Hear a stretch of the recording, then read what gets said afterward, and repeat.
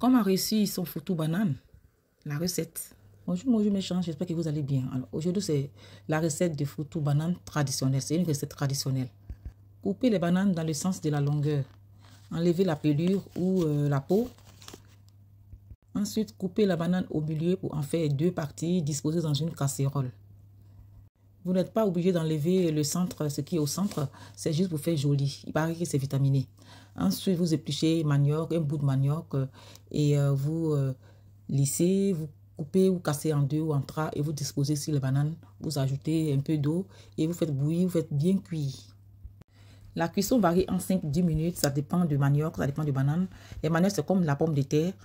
Il faut piquer avec un couteau pour voir si c'est cuit. S'il n'y a pas de résistance, c'est que c'est bon, c'est cuit. Vous pouvez laisser le manioc sécher et commencer à piler.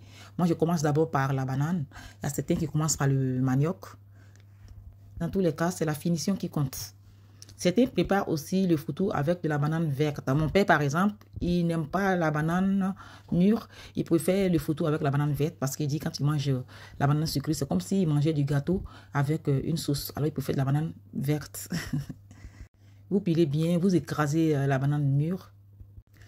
Souvent, vous pouvez laisser sécher pour avoir un beau rendu. Si le foutou doit être bien ferme, voilà. Tout dépend du début, de comment vous avez commencé à piler, soit la banane, soit le manioc. Certains préfèrent quand le foutou n'est pas élastique et d'autres préfèrent le foutou élastique.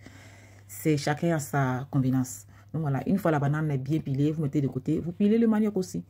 Vous écrasez et une fois obtenu une pâte bien ferme, vous mélangez avec la banane jaune. La banane que vous avez pilée, vous mélangez et le foutou est là. Voilà, vous pouvez l'accompagner avec n'importe quelle sauce. Ceux qui font photo dans Blender ou dans des mixeurs, c'est pas de leur faute, ils n'ont pas le choix. Surtout ici en Europe, si tu n'as pas de maison, si tu ne vis pas dans une maison, que tu as des voisins, que tu vis dans un immeuble, c'est très gênant de faire ça tous les jours.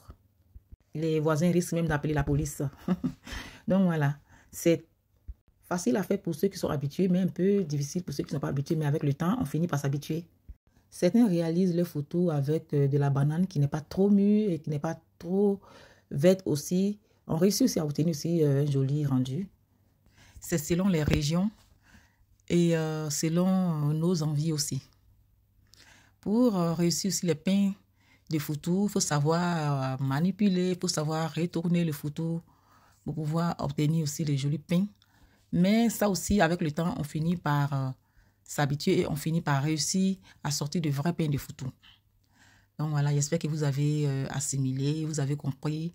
Si vous avez des questions, vous pouvez me mettre en commentaire. Si vous avez des préoccupations aussi, je vais vous répondre. Donc voilà, j'espère que vous avez aimé les explications et que ça pourra vous aider à réussir vos photos. À très bientôt. Au revoir.